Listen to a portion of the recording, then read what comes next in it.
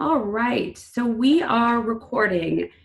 For all of you who just joined us and continue to join us, my name is Jennifer Thompson, and I'm the Executive Director of NASW New Jersey and Delaware. We are the National Professional Association for Social Workers across the country. And today we're joined by Pat Spencer. She is a licensed clinical social worker and works with adults and children, families, really in a variety of settings. And she's been so generous to jump online with us and help us just understand this evolving situation, how we're managing our own stress and anxiety. I know I have quite a bit of it, and also how we help our children. Our children, I think most across the country are home, and we're providing guidance to them and really trying to maintain a sense of calm in this unusual situation. So I am just so grateful that, Pat, you're able to jump on and share your expertise with us. I know you've got a lot of knowledge to share with us, and people have questions as well. So I'm going to turn it over to you. Just a little bit of housekeeping. If you have questions, everyone, you're on mute. So we will unmute you, raise your hand, and we'll ask it. If you have questions, you can also chat them, and I'll keep an eye on the chat box. And this will be recorded so you can share it with friends, family who aren't able to jump online at this time. I know it's across the country, it's a difficult time. You might be just getting up. So again, welcome to everyone. Thank you so much for joining us. And Pat, take the reins. All right, awesome. Hello, everybody. Thank you for joining us today. As Jennifer said, my name is Pat Spencer. I am a clinical social worker based in Highland Park, New Jersey. I do work a lot with children, families, and people of all various ages. And as you can imagine, over the past week to 2 weeks, dealing with COVID-19 or coronavirus or whatever we're calling it now, has been kind of a frequent topic with various people that I've seen, whether it happened to be my clients or friends or family members even. So some of the things when dealing with coronavirus and what's happening is we want to look at what's kind of going on in our families, because now a lot of us, all of a sudden, our normal everyday routine has been totally upended. Whereas maybe previously the kids would get up, probably argue a little bit when they get up, and then somehow you're getting them off to school, either on the bus or driving them or whatever it happens to be. Drop them off at school, you go about your business for the day. Maybe you're going to work, maybe you're working from home already. But at this point, things have drastically changed. That structure, that routine has been completely and totally upended. It's been upended for the children, but it's also been upended for the adults as well. And when we're dealing with this crisis right now, one of the big things that we want to try to do is to have as much of sense of normalcy as possible. And so part of that is recognizing that this is our new normal. So one of the things we want to look at is how can we have as much normalcy in the day? With some of the children that I've been working with over the past week or so, one of our big things has been talking about how to keep structure.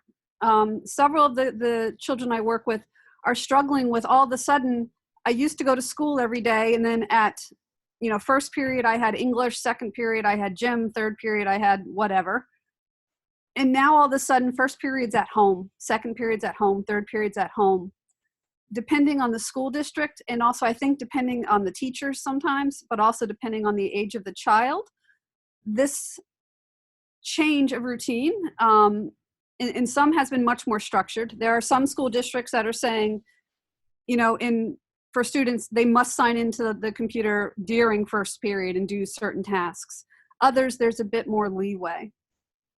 So how do we create that structure for them? How do we keep the routine as possible while an entire nation now becomes educators? All of a sudden, moms and dads across the country have suddenly become teachers. And the math I learned in school is not the math the kids are learning in school nowadays. So now all of a sudden we're having to learn how to do that as well, which is a bit challenging. So anytime that we're working in difficult situations, there are three basic things that we can do that can help us work through it. And those three basic things, some researchers back in the 1980s and 90s came up with the 3 C's of stress hardiness. So 1 C is control, the next C is commitment, and then the 3rd C is challenge.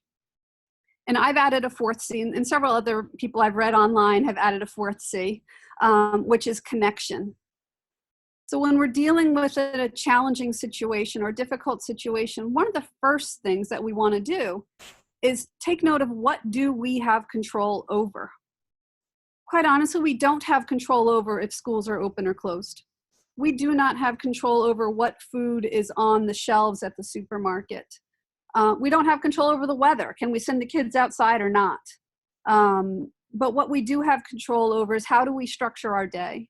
What's the mindset that we're going to kind of go in it with? How are we going to reach out to others to maybe help out? Because it's going to be awfully hard to manage the kids and yourself at home as just one solo person. So whether you happen to be a single parent or a whole maybe a married couple, maybe not, we want to see who else can help out. So again, that first C is control. What do we have control over? So something I encourage everybody to do is look at your day. What are things during your day that you do have control over? Again, the structure of the day, but also looking at, do we have control over, can we exercise or not? I don't know about others, but the gym I go to has been closed. And as Jen can tell you, because we run into each other there often, I go to the gym a lot. So this has been a big change for me. So part of my control is looking at where can I have my exercise during the day? Because also during stressful times, we need exercise. Actually, during non-stressful times, we also need exercise. So again, just looking at that control. One of the other things that we can look at is looking at the situation as a challenge as opposed to a problem. It's a change of one word, but it has a lot of meaning behind it. So oftentimes when we say, oh my God, there's a problem sounds insurmountable. A problem sounds like it is something that we really can't do anything about, and that it's essentially ruling what we can or cannot do. Whereas if something is phrased as a challenge or framed as a challenge, it gives an implied meaning that we can do some things to work through it.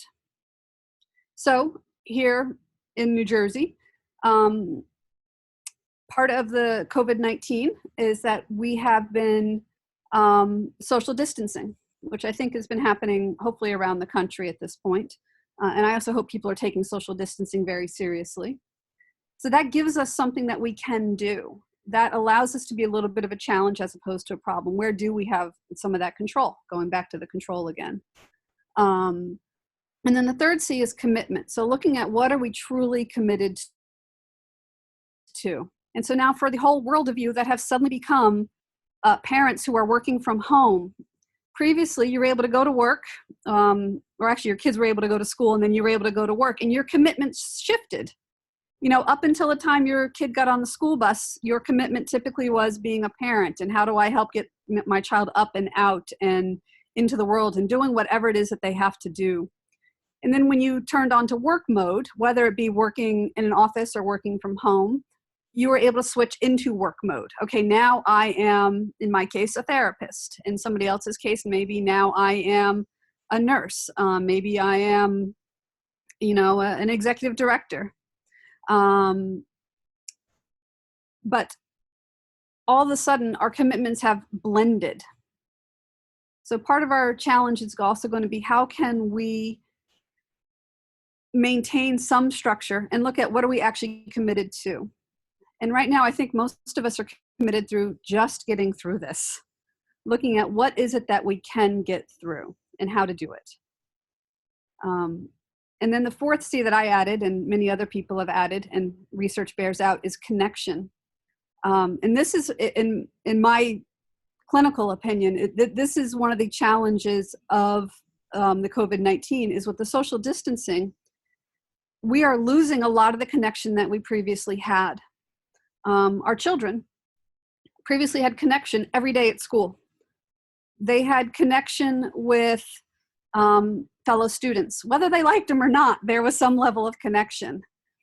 They had connection with their teachers. There were other adults checking in on them every day. I mean, that's a vital relationship, that relationship with the teacher checking in on you.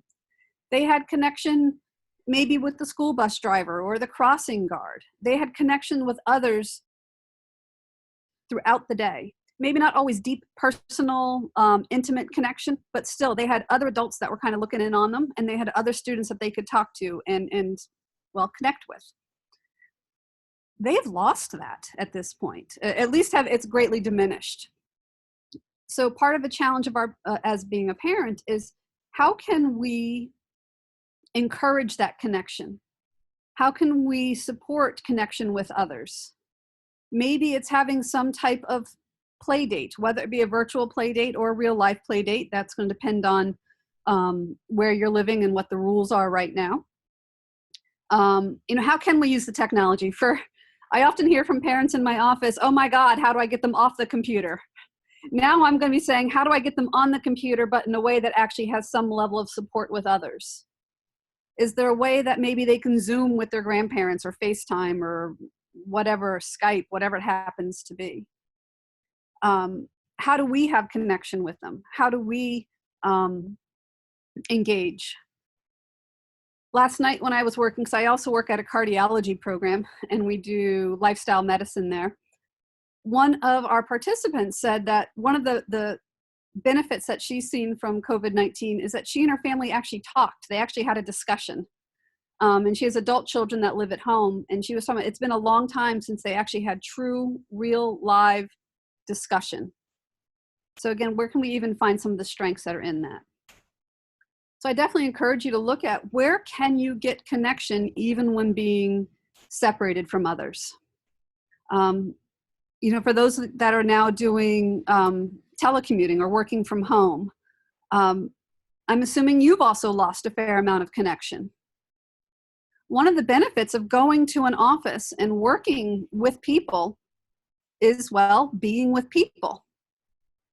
It's walking down the hall to the cafeteria and heating up your lunch or whatever, and just talking to somebody about, did they see the football game last night? Of which now there's no sports, so we can't even talk about that. But we have lost some of that connection as well. So it's also looking at how can we maintain connection with others. And again, that connection can be through FaceTime, through Skype, through Zoom. Possibly even still going out with friends, but maybe going for a walk if that's possible, but keeping your 6 feet of distance. But really trying to have that as much as possible, because truly connection, losing connection is one of my big fears for what might be happening down the road with what's happening with COVID-19. So those are some of the first things I would look at. Some questions I have gotten, and Jen also said she's received some questions like this, and things I've seen on Facebook and from my clients is, what do I tell my kids? How do I talk to them about this? How do I talk to my kids when I'm stressed? Because I'm a good clinical social worker, the answer is, it depends. There is no one answer that's going to fit everybody's situation. One of the things I would definitely encourage is always being honest with your children. Because if you end up sugarcoating things and maybe not telling them the truth, that may come back to bite you.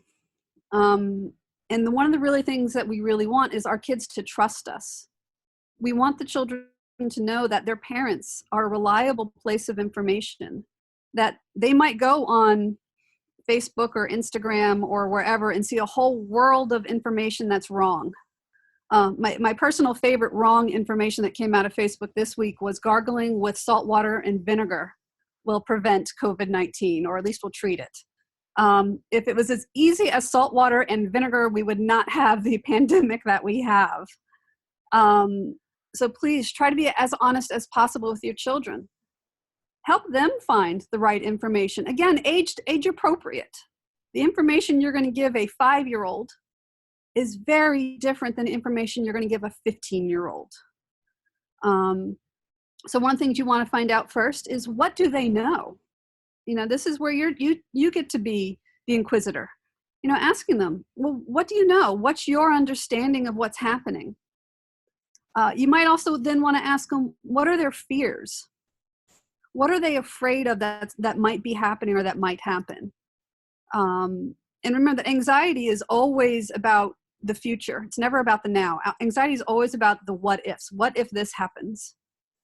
So again, first we want to find out what they actually know. And then we want to find out what their fears are. Once we know what they know, we might want to ask them, what questions do they have? And you might not have the answer. At which point you can help them, and maybe you can also do it, of looking for reputable information. So instead of going to your Facebook group and saying, hey, what do is Tylenol good or bad? We don't know. I personally don't know. But going to reputable sites, such as the National Institutes of Health, the CDC, the World Health Organization, those types of sites can provide the most accurate information. One of our challenges right now is we actually don't have all the answers. And so we need to be honest with the kids about that. And at the same time, we don't want to paint a picture of doom and gloom. We want to be able to have some type of predictability for them. We want to have some type of safety. One of our roles as adults and parents and therapists and caregivers for children is to provide this sense of safety. It's in that safety that they're going to grow. So some of the things you can tell them, that's not a lie, hopefully, is that, honey, I don't know the answer. I don't know how long you're not going to be in school. I don't know when we're going to get to see grandma and grandpa again. But we're going to do our best to keep you safe, and we're going to do our best to keep you comfortable. And even though we can't see grandma and grandpa in person, we're going to, let's FaceTime them. Let's Zoom them. Let's make them a card. Let's send them something, whatever you possibly can to keep them connected with others as well. But again, you don't want to lie. One of the other things you can do when dealing with a child who is having some of these uncomfortable feelings is to validate their feelings. Regardless of the situation. I work a lot with parents, and quite honestly, I also do couples work. I work a lot with couples on validating each other. Just because you disagree with what they might be feeling does not mean that you can't validate it. So instead of saying, oh, don't be scared, or you're not scared, I'm keeping you safe. There's nothing to be scared of. Just get over it. No, it's hearing them out. I know you're scared. This is a scary time for everybody, and let's talk about some things that we can do to help you feel safe. So again, those are kind of the basic things of what to talk with your kids about. So validating their feelings, being honest with them, asking them questions, and asking them what they're afraid of. And that will give you the groundwork and the framework on which to discuss. You may also want to have a routine, nightly, maybe, daily, maybe at the dinner table. I do encourage families to have dinner together. It's one of the most important times.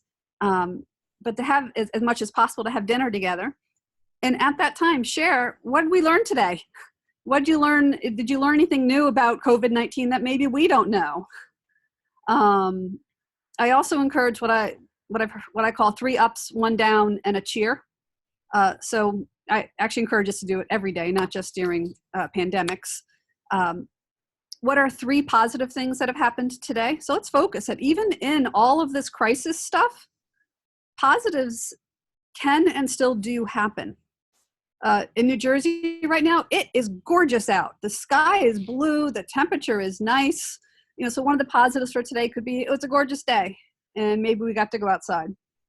So again, 3 ups, 3 positive things. 1 down, 1 challenging thing that happened during the day, and 1 person you would like to cheer, whether that cheer be a teacher, your mom, your dad, yourself, whatever, somebody who has done something positive for you. And I actually encourage all family members to do that, moms and dads included. That way the children, or moms, dads, parents, guardians, whomever, that way the child can see that the parents also sometimes have some struggles, and this is how we build the resilience. This is how we teach children to be resilient and to be able to get through challenging and difficult times. The next thing I hear a lot of questions about is, what do I do with my own fear, my own anxiety? How do I talk to my kid about that? Because they say it, all right, Jen, I say, yeah, you recognize it. It happens. That sometimes parents themselves are anxious. Because again, we are in a time of uncertainty. I wish I could sit there and tell, my niece and nephews or the kids that I work with, hey, this is going to be over in 3 weeks. And so just suffer through it. 3 weeks, we can get through it. We do know that it will be over at some point. That I am confident of. The question is, we don't know when. We don't know if it's 3 weeks, 8 weeks, 3 months. We just don't know. So that stress comes out. How about the families that are dealing with some financial stressors right now?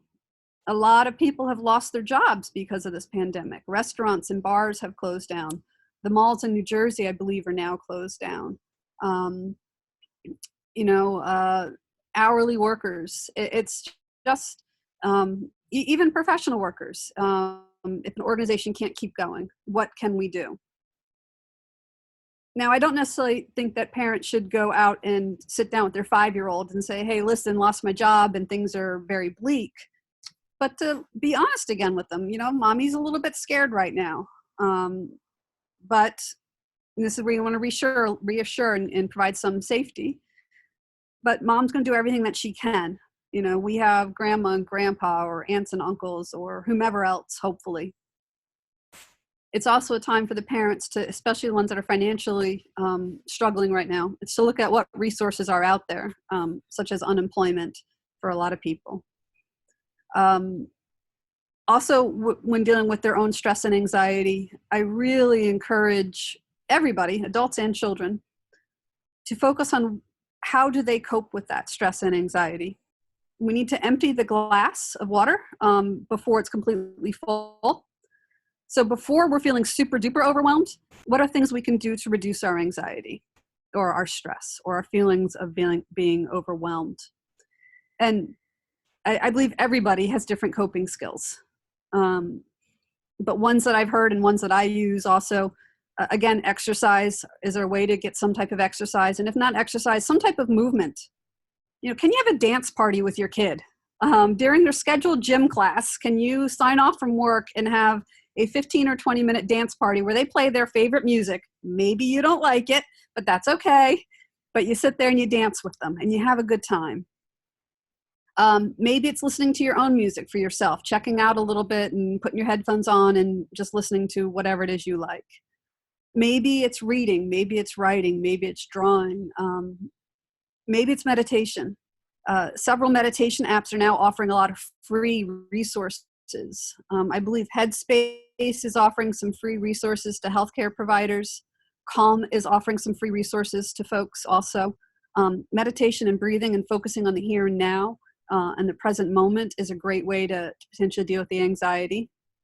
I do recommend eating as healthy as possible with whatever food we are able to buy. Trying not to overload it on sugar, because sugar can tend to increase not so great reactions in people. And any other coping skills that you might have. Maybe it is reaching out to friends. Maybe it's going outside for a walk if you can. But again, it's controlling what you can.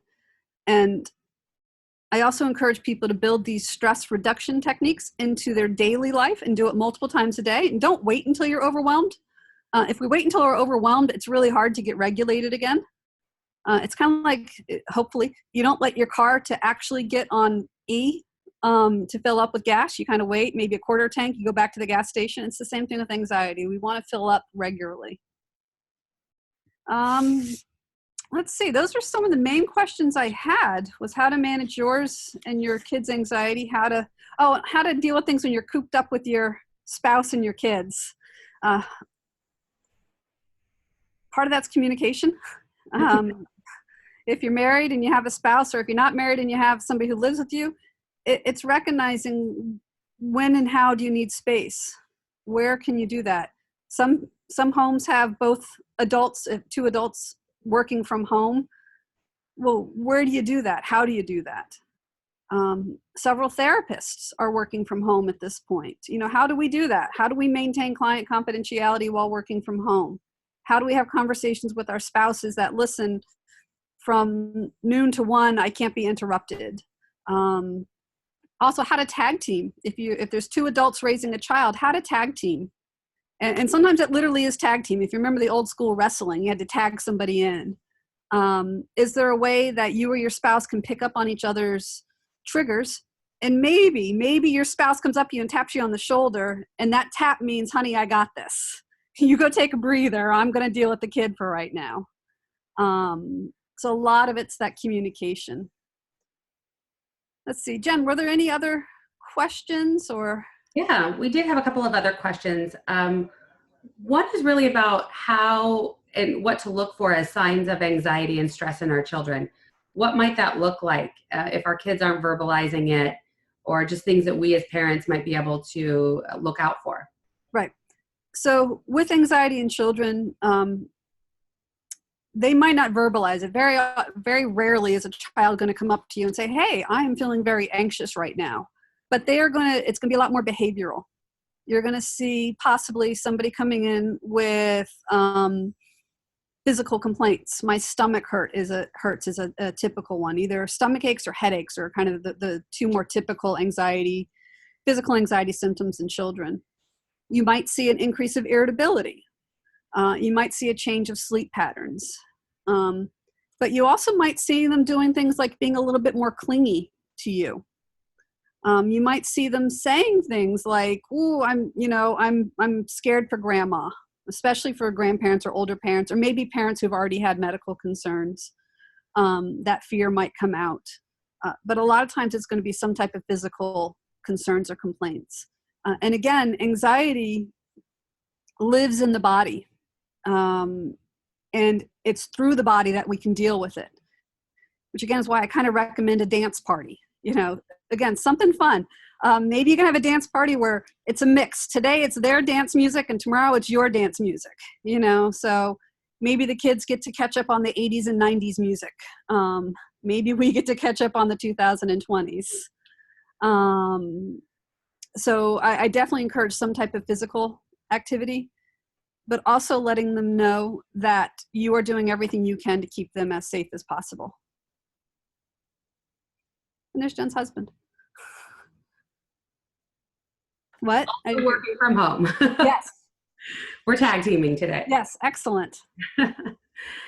I think that's great advice. Another question that came in, any ideas how to explain the present situation to our children with autism? And sorry about the background noise. That's okay. So again, children with autism, that's a big, it depends. It's going to depend a lot on the person's developmental level. And it also is going to depend on how your child presents. And anything with any child, whether they have autism or not, is going to depend on how they can handle and process information. A lot of the kids that I've worked with that have autism love certainty. They like direct answers. I don't know, and it depends is very challenging for them. So I try to give them as definitive of answers as possible. Again, but without lying. And helping them find some type of structure and routine. Again, all kids need structure and routine, but kids, especially with autism, need sometimes even more structure and routine. You might want to ask them what type of structure and routine would be best for them, if that's something that they can do. Again, trying to stick to what is our normal wake-up time, what's our normal going to bed time, how do we have meals together, what are we going to eat, and how are we going to do that. Again, I would just try to stick with being as routine as possible and as predictable as possible in these unroutine times. Thank you, Pat. I know you spoke a little bit about how families cope, and we can do so together, which I think is really important. We're still learning that in our house. Um, a couple of people had questions about children and teletherapy. So during this time, if we see our children are struggling with it, it's beyond our scope, and we need to reach out. Is telehealth and teletherapy appropriate for children? Again, it depends. So yes, by and large, teletherapy is an option. Teletherapy is not right for everybody, and it's not wrong for everybody. It's a perfectly valid option, perfectly viable option, especially in these times where maybe seeing somebody face-to-face is not recommended. Some therapies are harder to do, such as like play therapy is kind of hard to do virtually, but a number of therapists have come up with ways where they communicate with the parents beforehand. You know, can you please have these few things available so the child can do it? Can you have some paper and some crayons? Can you have some figurines? Maybe the kid can bring their favorite superhero, whatever it happens to be. So teletherapy is an option. At this point in New Jersey, I believe most of the health insurance companies are authorizing telehealth or teletherapy. The questions that do arise is kind of how to do it confidentially. It's a conversation I'm having right now with every single person I serve and I work with, is how do we maintain somebody's confidentiality while doing telehealth? So as a therapist, how do I maintain confidentiality on my side of, if I'm doing teletherapy at home, how do I make sure that my wife cannot hear? And the way we've solved that is we have a sound machine and I shut the door and we have a conversation about, can you please not, necessarily be right next to the office, for example. The other challenge with teletherapy is confidentiality on the client's side. So it's not always safe to talk at home. I'm not 100% positive I would recommend teletherapy for a child who's in an abuse situation, who's still living with somebody that abuses them. Then teletherapy might not be the right option in that moment, but that would be a discussion for the therapist and the family members and the child to have. But in short, teletherapy is an option for folks. Great, thank you. Ricky has a question. Can you speak to the nature of anxiety disorders around overreaction and or underreaction? Underreactions in the form of denial and avoidance, not distancing or continuing to go out on a daily and not take precautions? Sure. I can generally speak to it. I mean, again, everything's going to depend on the person themselves. Some of the overreaction, that's kind of easy to spot. It tends to be very external. And some of it's normal and is getting to be, I'm sorry, out of my head, but essentially it's being encouraged, hand sanitizing everything or disinfecting everything and hand sanitizers everywhere. And, we definitely want to encourage some level of that, yet at the same time, having some level of what is realistic and what is actually necessary. So again, going to websites like the CDC or NIH and seeing what's actually necessary. For those that might be in denial, as a therapist, I would want to explore what's that denial about, what anxiety is that denial possibly addressing or hiding. What are they afraid of? I don't necessarily know how to encourage somebody to do that kind of person to person, other than like in a therapeutic situation. But with kids, specifically with kids, sometimes this is where you have to be the parent and just say, well, listen, this is the way it is. No, you're not going down the street to your friend's house today. That's just not happening. And this is why. And actually, one thing I want to touch on, it's a completely different topic, but it does involve kids, and that's college-age kids. Well, in New Jersey, I believe all of the colleges at this point have been closed. I believe around the nation, most, if not all, the colleges have been closed. And so now you have these adult children coming back home. And these adult children are facing all sorts of uncertainty as well. You know, these college students have now lost their social connection. They lost school, and now they're having to figure out how to do online school, as are the professors. They're also trying to figure that out.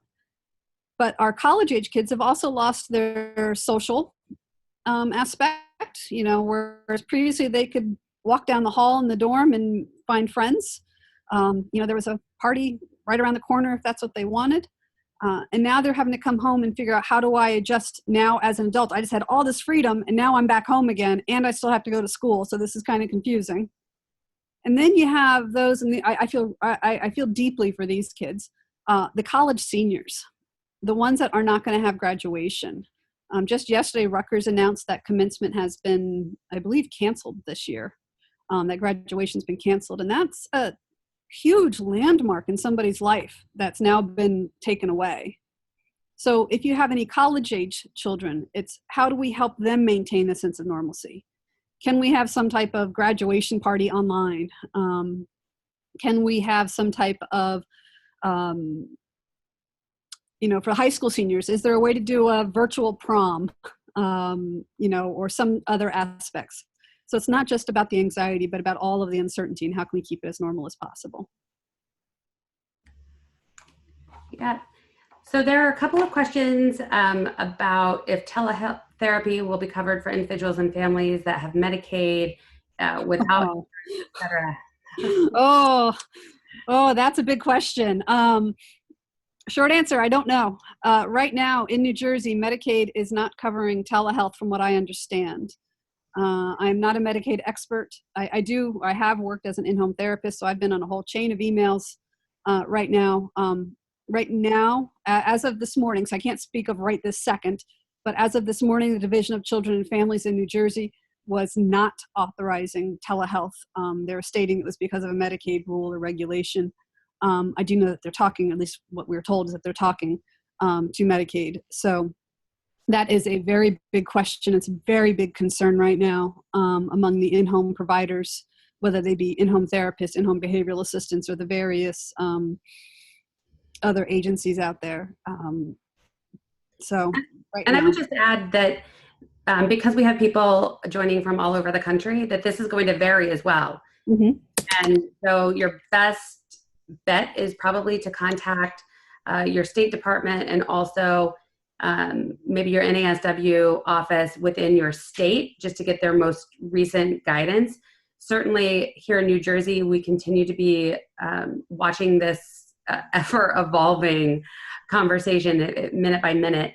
But certainly we'll keep you updated on our website, but I encourage you to also connect with your state NASWs and ask some of those questions. I don't want to give out misinformation because it does vary so greatly. Right.